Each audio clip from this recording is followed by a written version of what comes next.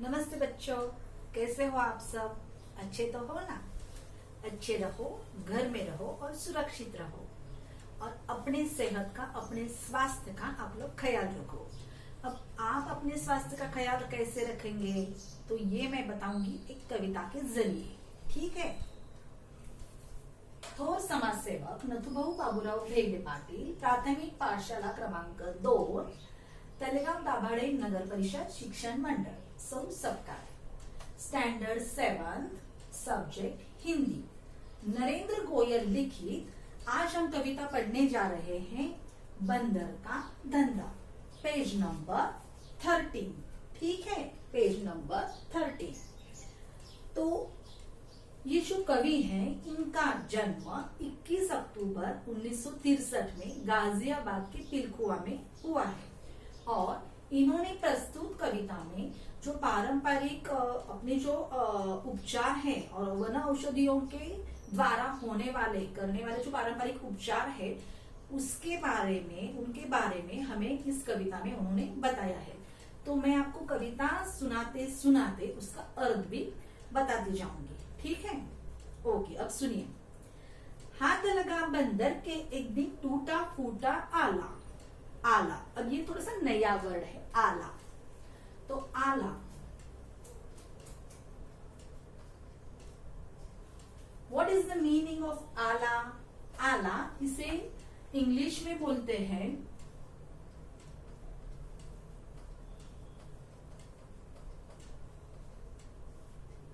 Stethoscope. तो हम सब ज्यादा ये शब्द ये जानते हैं, स्टेथोस्कोप। जब हम डॉक्टर साहब के पास जाते हैं और फिर वो कानों में लगाते हैं, फिर हमारे हार्ट बीट्स चेक करते हैं, है ना? फिर हमको ट्रीटमेंट देते हैं।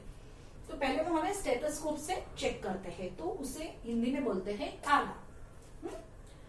हाथ लगा बंदर के एक दिन टूटा फूटा आला, झट बंदर ने पेड़ के नीचे कुर्सी में जला डाला। उसने क्या किया, एक जो पेड़ था थोड़ा कटा हुआ, तो उसने उसी को कुर्सी और मेज बनाया। भालू आकर बोला, भालू आकर बोला मुझको खांसी और जुकाम। देखो भालू को क्या हुआ है, खांसी और जुकाम हो गया है। जैसे आपको भी होता है, मुझे भी होता है, वैसे भालू को भी हो गया। बंदर बोला तुलसी पत्ते पीपल की चढ़ता। पीपल की जड़, जड़े यानी रूट्स, इसे इंग्लिश में रूट्स बोलते हैं, मराठी में उसे बोलते हैं मूल। हाँ, तो तुलसी के पत्ते। अब ये देखिए, ये जो तुलसी, ये छोटा सा गमला है हमारे घर में और ये तुलसी का पौधा है।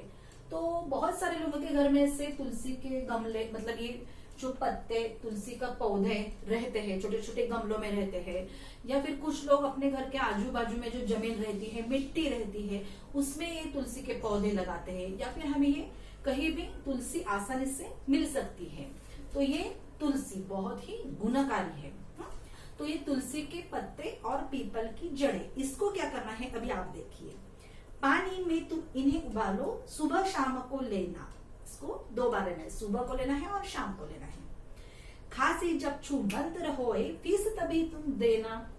इसका मतलब है कि यही पीने से आपकी खांसी जुकाम जो है वो दूर भागेगा, तो तब मुझे तुम उसकी फीस देना। बिल्ली बोली मुझको आया 104 बुखार। 104, ये तो बहुत है ना? जब आपको भी बुखार रहता है, मुझे भी बुखार रहता है, हम लोग क्या करते हैं, स्कूल को मतलब आते नहीं है, छुट्टी लेते हैं, है ना? लेकिन अभी ये देखिए बिल्ली को, उसको तो 104 बुखार है, वो परेशान है बहुत। तो उसने क्या कहा, देखिए, मैं शिकार पर कैसे जाऊं, जल्दी इसे उतार, मेरे इस बुखार को आप उतार दो, ऐसा उसने बंदर से कहा। अब बंदर क्या कहता है, देखो, रस गिलोय का 3 बार तुम पीना। बंदर बोला रस गिलोय का 3 बार तुम पीना। अब गिलोय,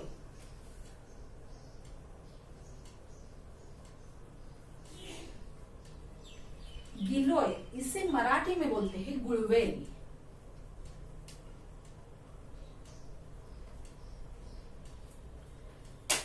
तो ये जो गिलोय है इसे मराठी में गुळवेल बोलते हैं। ये एक आयुर्वेदिक अच्छी सी वनस्पति है।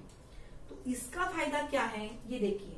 गिलोय का मतलब आयुर्वेदिक की जो दुकानें रहती है उसमें भी मिलती है, और कभी कभी तो मेडिकल में या आयुर्वेदिक दुकानों में ये गिलोय का जूस भी मिलता है। ये देखिए, ये हमारे घर में भी एक गिलोय का जूस है।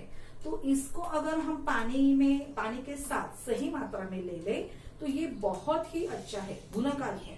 कैसे कि ये गिलोय लेने से आपकी जो रोग प्रतिकारक क्षमता है वो बढ़ती है, उसे इंग्लिश में बोलते हैं इम्यूनिटी पावर, तो वो भी आपकी बढ़ती है और फिर आपका बुखार भी उतर जाता है। तो गिलोय इज द बेस्ट मेडिसिन। ठीक है, कल से ही तुम डांस करोगी इना मीना डीना, मतलब ये तुम्हारा जब बुखार उतर जाएगा तो तुम डांस करना शुरू लगेगी, मतलब तुम अच्छी हो जाओगी।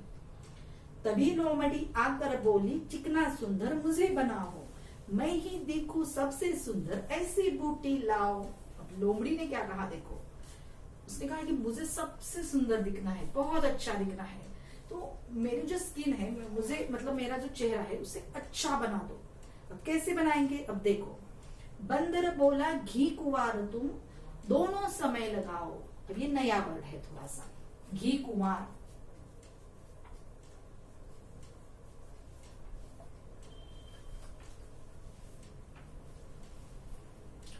घी कुंवार, घी कुंवार को मराठी में हम बोलते हैं कोरफड, और इसे इंग्लिश में बोलते हैं एलोवेरा।